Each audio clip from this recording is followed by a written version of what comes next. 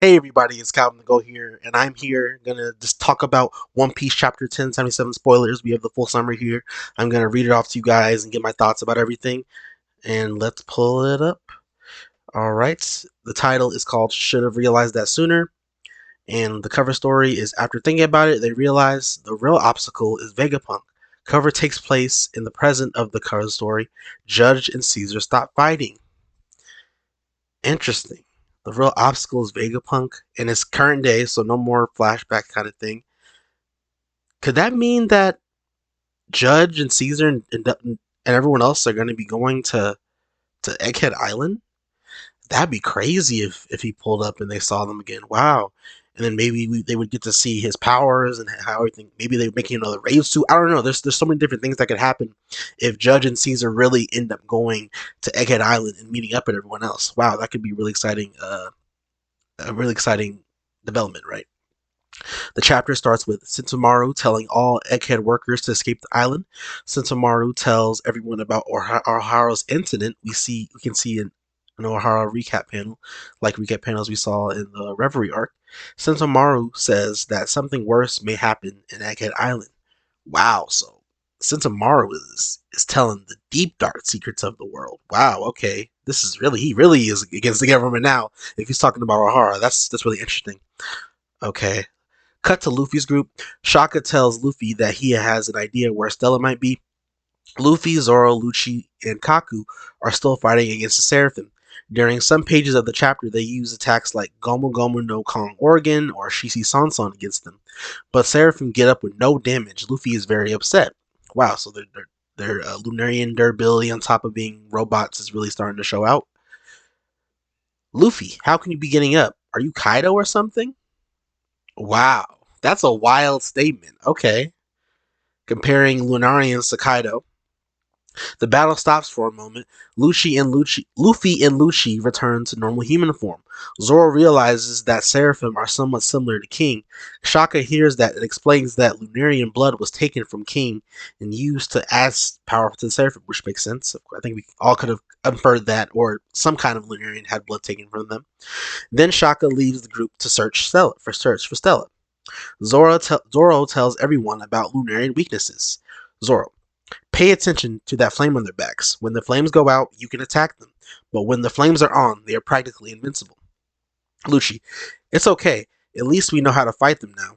Zoro, King's special characteristics are black wings, white hair, brown skin, and flames on his back.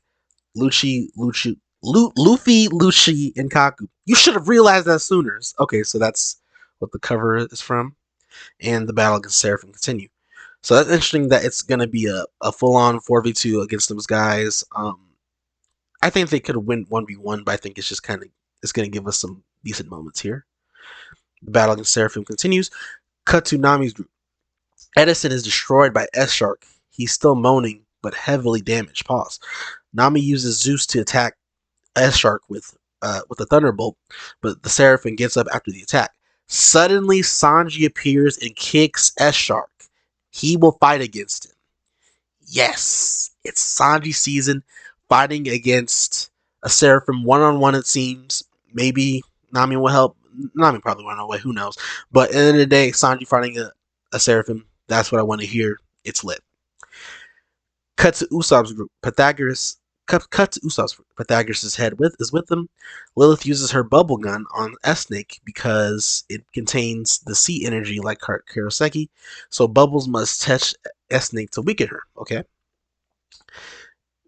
Frankie holds a bubble and uses it to pin S-Snake down to the ground. Frankie puts the bubble over S-Snake like a solid ball. S-Snake starts crying and says she's in pain, so Frankie panickingly apologizes and his hand slips. S-Snake escapes and kicks Frankie, turning him into stone. Okay. So Frankie is down for now. Then S-Snake gives Usopp that didn't do anything in the battle. Dang. So the spoiler guy literally said, "Oh yeah, Usopp did absolutely nothing." Gives Usopp and Lilith a cute wink, and they smile at her cuteness. S-Snake uses Marrow Beam and turn Usopp and Lilith into stone. We don't see if Pythagoras' head has turned into stone or not. Probably not. He probably got away and probably helped him out in some way. Cut to Shaka. He's walking down to the old devil fruit research room. Underground, we can't see much of the room. It seems like a dark abandoned lab. Shaka finds a secret prison there. He's shocked when he sees Stella and all Cypherpole agents. Shaka, Stella, so you're here? Who on earth did such a thing? I'll release you right now. Stella realizes that there's someone in the shadow behind Shaka. Stella. Shaka, did you bring someone else with you? Shaka turns around and hears some footsteps. A mysterious person walks down the stairs behind Shaka. We can't see who is that person. The mysterious person shoots Shaka in the head with a gun. It seems like a normal gun, nothing futuristic. Shaka's head explodes with blood everywhere. Stella is shocked. End of chapter. No break next week. Wow, guys. So we had a pretty decent chapter today. A lot of things are going on, so I'm just gonna talk about it for a while.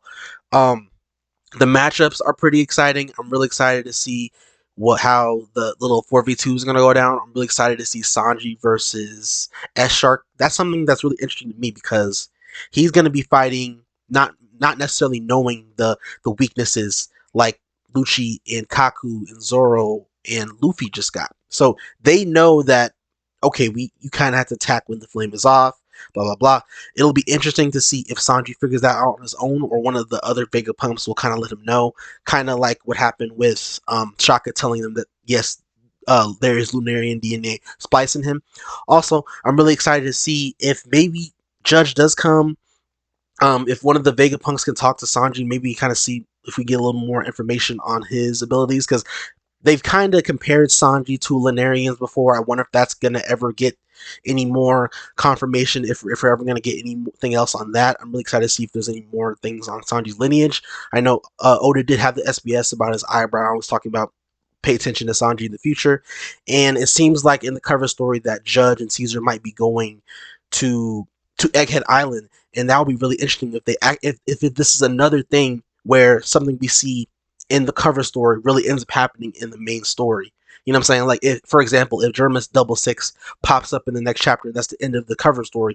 That would be a really interesting thing because then Oda has so many different things that he can do with the cover stories, kind of like we did with the Pudding and the Aokiji situation, where we saw that Aokiji kidnap Pudding, and then we see in like couple chapters after that, or relatively after that, we see that Pudding was actually captured by the Blackbeard pirates. So that's something that Oda can do and just give us so many different ways, so many different avenues on what he can do with that.